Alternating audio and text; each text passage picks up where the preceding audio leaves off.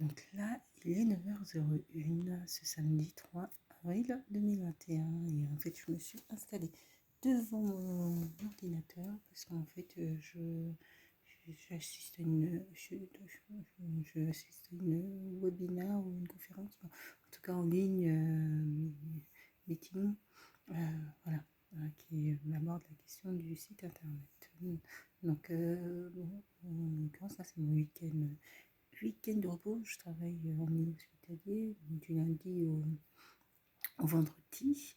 Donc là, week-end du lundi au vendredi sur des horaires convenus. Et puis, conventionnel de bureau. Et, et donc, ce week-end de repos, je vais m'atteler à quelques démarches, mais là, plus pour je dirais mes affaires toujours professionnelles, mais libérales, et, dont le site internet. Donc voilà. Je prends de quoi noter. J'avais un cahier, j'avais pris un cahier pour ça justement la dernière fois.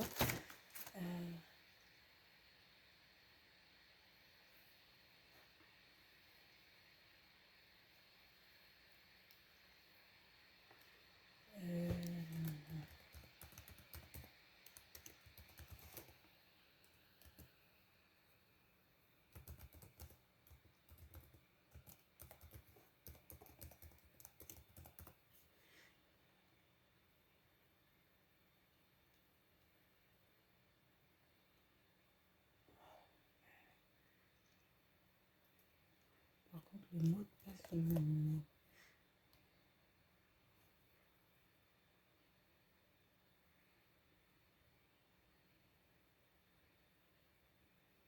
Pourquoi ça fait...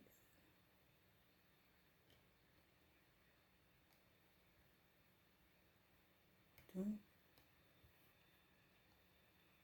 connexion, je dois avoir un mot de passe soumis. Voilà. Je vais rater des informations. Je ne sais pas où le mot de passe soumis. Ah, il y en a un. Oh ben, j'ai oublié.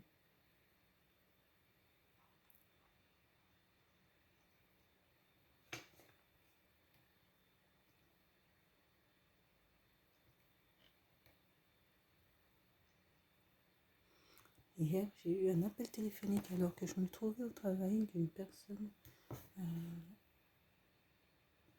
d'une personne donc, qui travaille pour les pages jaunes, qui voulait faire une étude de la visibilité de mon entreprise.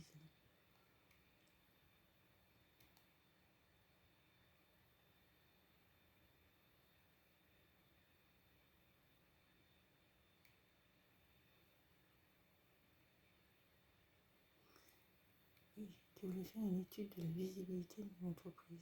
Et donc, bon, je n'avais pas le temps, beaucoup de temps à me consacrer.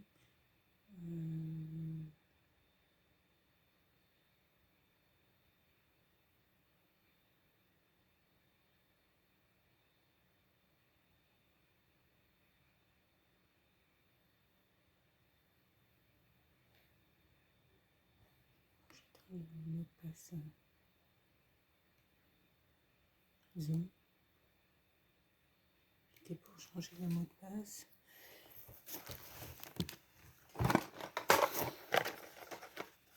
Donc, les études de visibilité, j'en ai déjà eu, à vrai dire.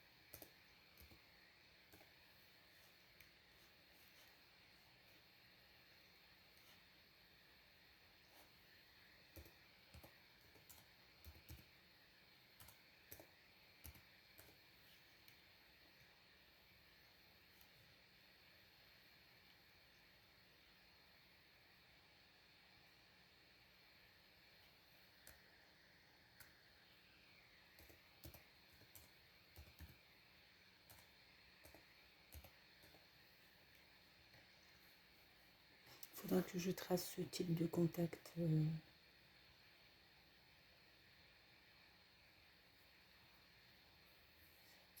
Contact.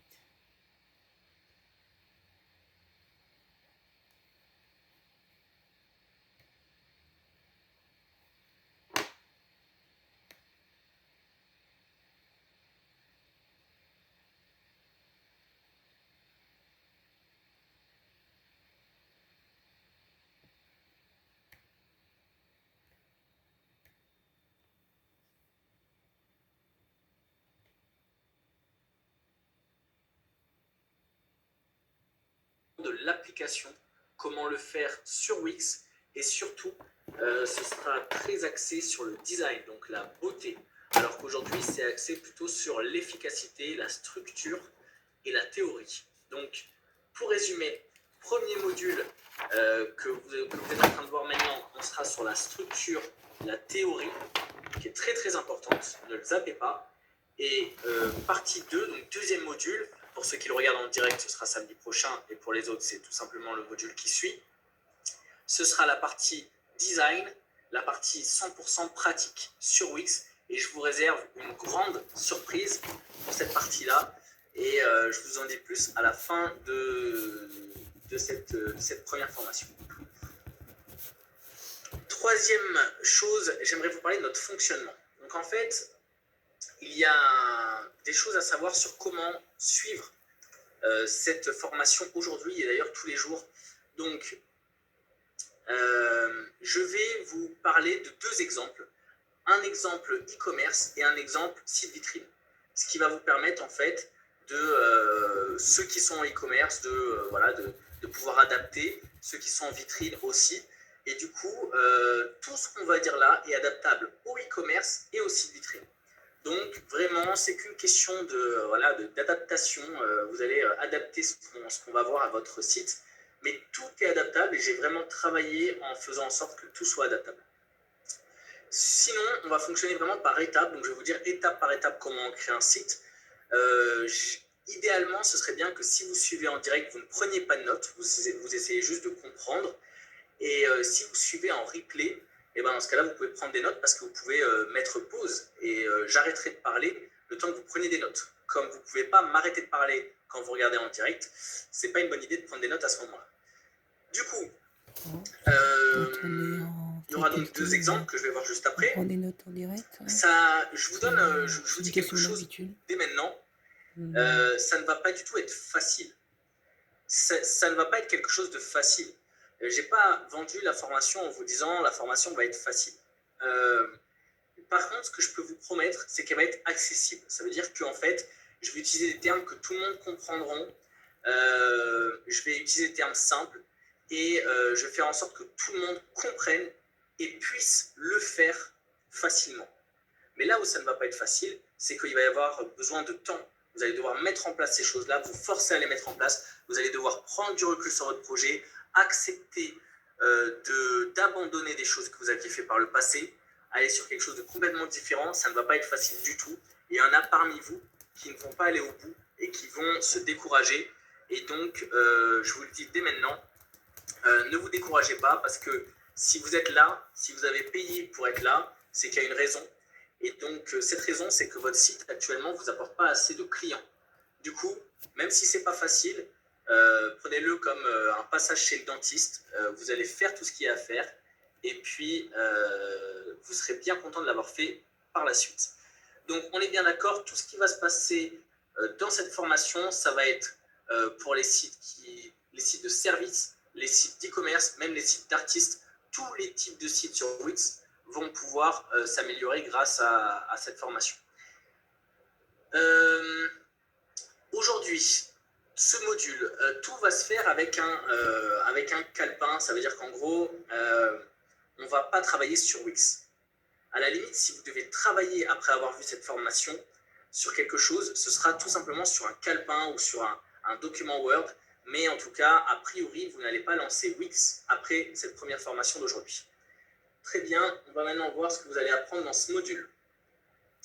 Vous allez apprendre à planifier le site intelligemment, à déterminer la structure de votre site, à déterminer la structure de votre page d'accueil, à adapter votre offre à votre site web et à mettre une base de SEO dès la structure.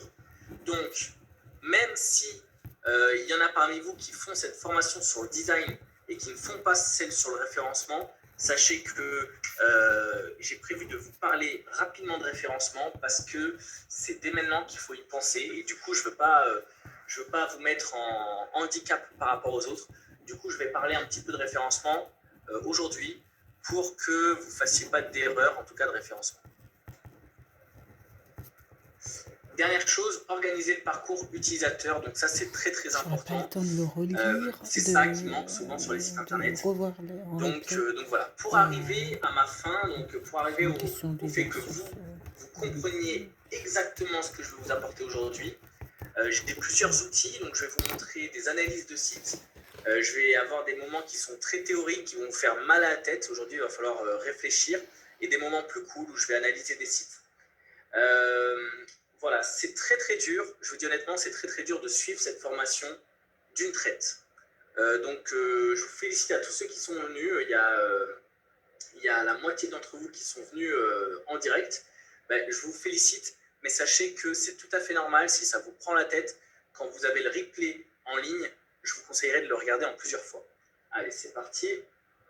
Les deux exemples que je vais prendre aujourd'hui, le premier, vous avez compris, ce sera un cabinet d'hypnose à Marseille que je prendrai pour bien expliquer la partie service, parce que tout est adaptable à partir de ça. Que vous soyez avocat, thérapeute, prof d'informatique, enfin vraiment architecte d'intérieur, tout est adaptable à ça. Concernant les e-commerce, je vais prendre comme exemple la boutique en ligne de produits bio. Du coup, voilà, comme si je voulais vendre des produits bio en ligne, comment je vais m'y prendre, etc. Première étape, c'est parti, j'espère que vous êtes chaud. Première étape, se définir ou se redéfinir. Donc tout ça, ça dépend du travail que vous avez déjà fait de votre côté. Est-ce que vous avez déjà fait une partie de ce travail-là ou pas? On va le comprendre tout de suite. Première chose, qui suis-je? Alors, qui suis-je? Vous allez penser que c'est une question un petit peu bête, mais vous devez vraiment répondre à cette question. Je vais vous donner plusieurs exemples, mais vous devez répondre à cette question pour savoir ce que vous allez montrer. Je vous donne des exemples tout bêtes, juste pour pouvoir comprendre. Qui suis-je? Si je suis une entreprise fortement imprégnée d'écologie, eh bien, mon site, du coup, sera plutôt dans les tons verts ou sera plutôt dans des discours sur l'écologie, etc. Du coup, c'est très important de savoir qui vous êtes réellement, précisément, pour, quand je dis qui vous êtes, je parle du projet, pas vous en tant que personne, pour pouvoir planifier le site en fonction. Évidemment, si vous n'êtes pas une personne qui est à l'aise aussi de parler budget, de parler tarifs, etc., vous n'allez pas créer un site qui ressemble à Vistaprint avec plein de promotions dans tous les coins. Donc, il faut aussi que le site vous ressemble. Et c'est pour ça que vous allez devoir définir, écrire vraiment sur papier. Alors, qui je suis, quelles sont mes valeurs, qu'est-ce qui m'intéresse. Et on va voir après que vous allez devoir aussi vous en détacher de qui vous êtes pour qui vous voulez cibler. La question la plus importante, qui va peut-être vous parler un petit peu mieux, c'est qui suis-je par rapport à mes clients? Donc, qui suis-je par rapport à mes clients? Là, c'est beaucoup plus précis, c'est plus simple à expliquer. Je vous donne un exemple. Si je suis, par exemple, un jeune coiffeur, je viens de m'installer, j'ai mon salon de coiffure depuis 1 mois à peu près, eh bien, il faudra que je sois conscient que mon positionnement, ça ne peut pas être, par exemple, coiffeur avec 15 ans d'expérience, coiffeur haut de gamme, coiffeur... Enfin voilà, je serai conscient que mon positionnement, ce sera plutôt nouveau coiffeur, agir sur la nouveauté, modernité, la fraîcheur évidemment, agir sur les prix peut-être, parce que quand on a moins d'expérience, en général, nos prix sont plus bas, même si c'est que des généralités. Mais bien comprendre qui on est par rapport à nos concurrents.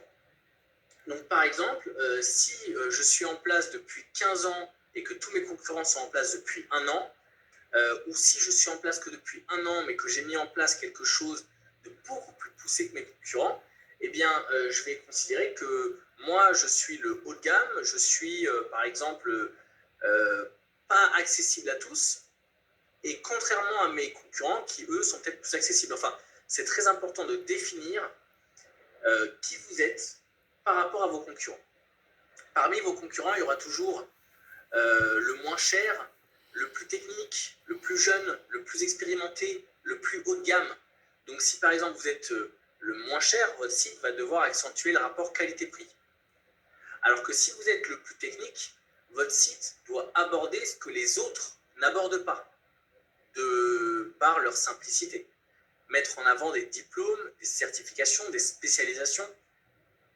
Si vous êtes le plus jeune, montrez l'avantage de la modernité, de la fraîcheur, de la réactivité, puisque ce sera vos atouts du moment, on va dire. Sachant que les personnes qui sont là depuis plus longtemps pourront, elles, montrer l'expérience, la confiance, la force tranquille, les témoignages de leurs clients. Donc, on n'aura pas les mêmes armes en fonction de qui on est et de qui on est par rapport à notre concurrence. Si, par exemple, vous êtes le plus haut de gamme, et ben dans ce cas-là, vous allez masquer vos prix, mettre en avant la qualité exceptionnelle de vos services ou de vos produits, et voilà. On est d'accord qu'un site, il doit tout avoir. Il doit avoir de la confiance, il doit avoir de la qualité, mais aussi du prix, etc. Mais en fonction de qui vous êtes par rapport à vos concurrents, vous donnerez différents niveaux de chacun des paramètres. Donc par exemple, si je dois montrer que je suis le plus expérimenté, eh bien je vais peut-être moins miser sur la modernité, plus miser sur la confiance, l'expérience, la qualité et le prix. Enfin justement le prix, pas dans le côté prix attractif, mais dans le côté service haut de gamme, prix non affiché, etc. Donc ça, c'est très important. Il va falloir vraiment vous définir si ce n'est pas déjà fait pour pouvoir mieux construire le site. Quelles sont les forces de mon offre et ses faiblesses? Alors ça, c'est très important parce qu'en fonction des secteurs, en fonction de vous, en fonction de vos moyens, vous allez avoir des forces et des faiblesses. C'est tout à fait normal. Du coup, par exemple, les entreprises qui en auront les moyens auront une garantie spéciale pour leurs clients, une garantie décennale, par exemple. Si, je dis n'importe quoi, mais si vous êtes rénovateur d'intérieur, vous pouvez proposer une garantie décennale à vos clients. Donc évidemment, c'est une énorme force pour votre offre. Donc évidemment, ça s'inscrit un peu plus dans du haut de gamme qu'autre chose, mais c'est une force pour votre offre. A contrario, si vous n'avez pas cette garantie décennale ou cette garantie spéciale, ou par exemple pour les e-commerce, garantie satisfait ou remboursé 90 jours, un truc vraiment exceptionnel qu'on ne voit jamais sur les e-commerce, si vous n'avez pas les moyens d'avoir cette garantie-là, contrairement aux très grosses enseignes par exemple, eh bien il va falloir jouer sur vos forces à vous. Donc par exemple, ça peut être vos forces à vous, ça peut être je dis n'importe quoi, mon service est 100% pris en charge par l'État. Attendez, je reviens juste en arrière, mince. Voilà, ça peut être mon service est 100% pris en charge par l'État. Ça peut être j'ai 12 ans d'expérience. Ça peut être j'ai 300 avis clients, ou je suis la seule entreprise de Marseille à faire cela, par exemple. Donc, jouez vraiment sur vos forces, et concernant vos faiblesses, il va falloir les utiliser. Donc, des faiblesses, on en a tous dans nos activités ou dans nos entreprises. Votre faiblesse, ça peut être, par exemple, moi, je peux vous dire directement quelles sont mes 2 faiblesses, on va dire. Ma première faiblesse, c'est la mauvaise réputation des agences web. Donc, la mauvaise réputation des agences web, elle est due au fait que pendant 10 ans, les agences ont un peu escroqué les gens et que tout était trop cher. Il y avait des contrats où vous étiez engagé sur 1 an ou sur 2 ans. C'était très cher. Avoir un site internet, ça valait 5 000 € ou un truc comme ça. Et du coup, moi, aujourd'hui, une de mes faiblesses, c'est la mauvaise réputation de mon activité. C'est également le cas pour les coachs. Le mot coach, actuellement, n'a pas une super réputation du fait qu'il y a beaucoup de marchands de rêves, beaucoup de personnes qui se disent coach, mais vont tout simplement vous faire perdre de l'argent. Et le problème, c'est que si vous-même vous êtes coach, vous allez devoir réparer la réputation des autres coachs pour pouvoir vous vendre votre service de coach. J'espère que tout est clair.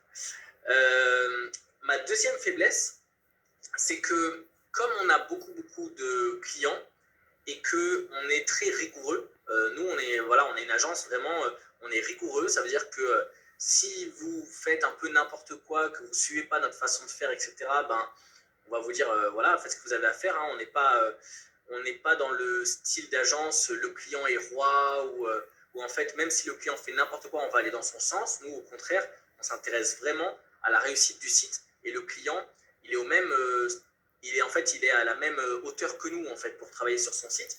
Eh bien, on peut récupérer des avis Google, 1 sur 100, par exemple, qui seraient négatifs. Eh bien, je vous ai parlé de mes deux faiblesses, et je vais vous dire maintenant comment je peux en faire des forces. Tout simplement, la première faiblesse, la réputation, je vais corriger la réputation des autres agences en travaillant sur mon agence. Par exemple, mon agence ne proposera pas de service avec engagement 1 an, engagement 2 ans. Mon agence n'aura pas de bullshit, ça veut dire on ne va pas vous dire des choses que les gens ne comprennent pas, juste pour toucher de l'argent sur ce que les gens ne comprennent pas.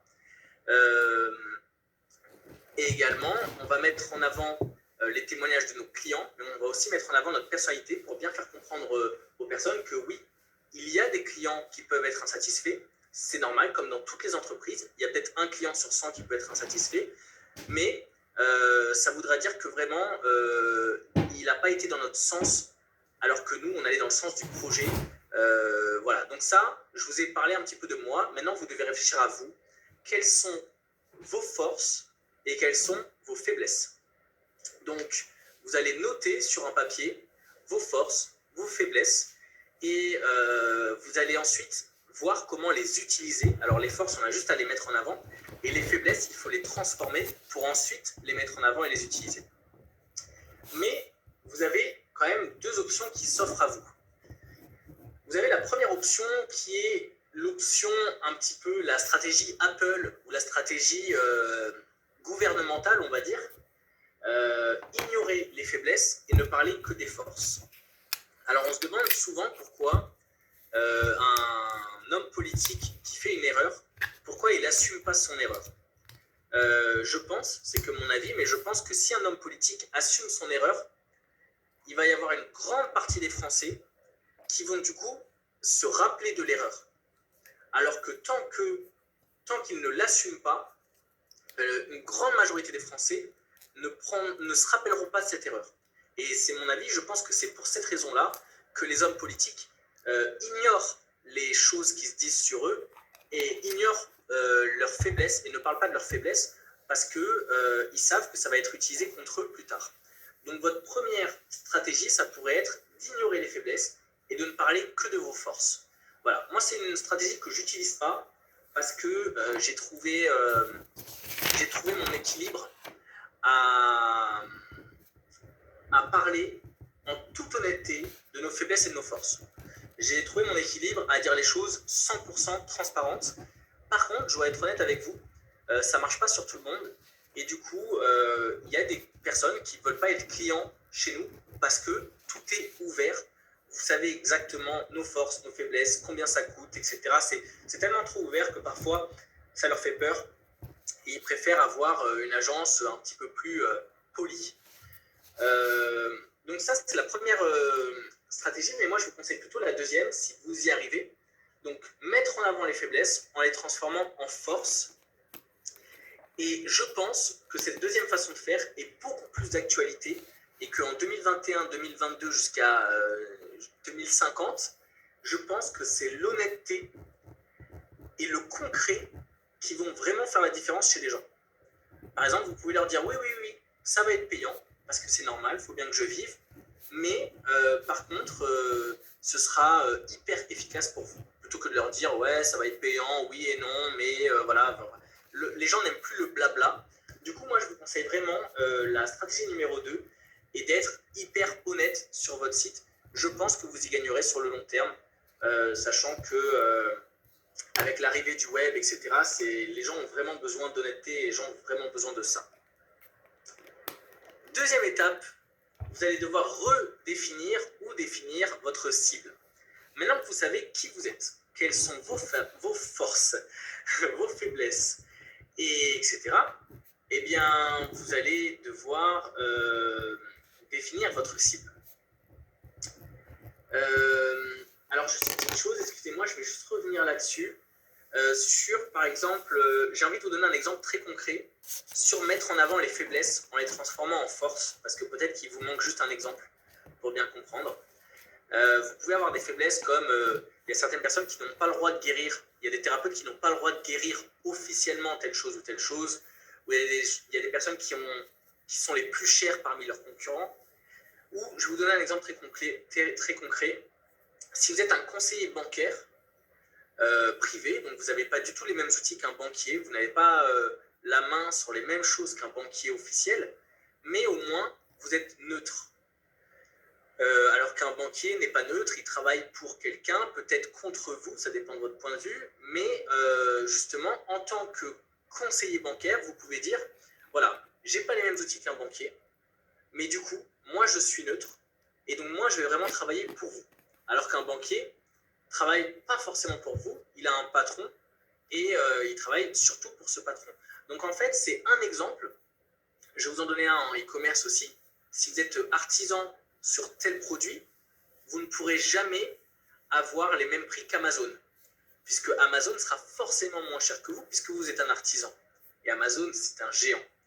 Du coup, n'allez pas faire toute une stratégie sur le prix.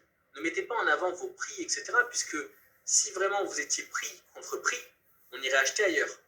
Mettez en avant tout le reste. Mettez en avant le concept, l'histoire du produit, donc le fait qu'il dure plus longtemps, qu'il a été fait avec des matériaux qui sont plus respectables, qu'il a été fait dans le respect de plusieurs choses, de l'artisan, de machin, de trucs. Voilà, parlez de plein de choses, mais ne parlez pas de prix, évidemment. Donc j'espère que ce sont des exemples très concrets pour vous. Et puis maintenant, je vais passer donc à définir sa cible. Donc, définir sa cible, première chose, qui est votre client? Qui est votre client? C'est très important parce qu'on ne va pas faire le site web de la même façon. Si 90% de nos clients sont des personnes âgées, si 90% de nos clients sont des hommes ou des femmes, ou si notre clientèle est à 90% étrangère, par exemple. Donc, évidemment, le site va être différent. Si notre site est en France, mais il est dédié à une clientèle étrangère britannique ou anglophone, eh bien déjà, la première chose à prendre en compte, c'est qu'on va faire le site en anglais. Ça paraît bête, mais croyez-moi, j'ai déjà vu des sites où il y a 90% de leurs clients qui pourraient être anglophones, mais les sites ont tous été faits en français. Donc je le dis quand même, on ne sait jamais. Si vos clients sont majoritairement des hommes, eh bien vous pouvez agir sur certains codes qui fonctionnent plus sur des hommes que sur des femmes. C'est prouvé, hein, c'est complètement prouvé sur le web. Il y a des choses qui fonctionnent sur les hommes, des choses qui fonctionnent sur les femmes. Et à chaque fois que je vous dirai ça, il faudra bien prendre en compte que ce sera à 80% vrai et à 20% faux. Mais quand vous êtes en marketing, je vais vous en parler après, il faut toujours vous intéresser aux 80%. Donc, je vous dis n'importe quoi, hein, ça peut vous paraître un petit peu... ça peut vous paraître de l'ancien temps, mais c'est pas grave. Si je pense que la couleur bleue marche mieux sur 80% des hommes, eh bien, je peux utiliser le bleu sur mon site s'il est dédié aux hommes. Voilà, c'est juste un exemple bête et méchant pour vous faire comprendre le principe des 80-20 qu'on verra après. Donc, qui est votre client? Ensuite, très important, quelle est sa recherche? Donc, par exemple, pourquoi il est sur votre site? Ça, c'est probablement le plus important. Qu'est-ce qui a fait que cette personne-là, aujourd'hui, là, elle est sur votre site. Si vous n'avez pas répondu à ça, votre site entier est à refaire. Je vais même rajouter une question, je viens d'y penser.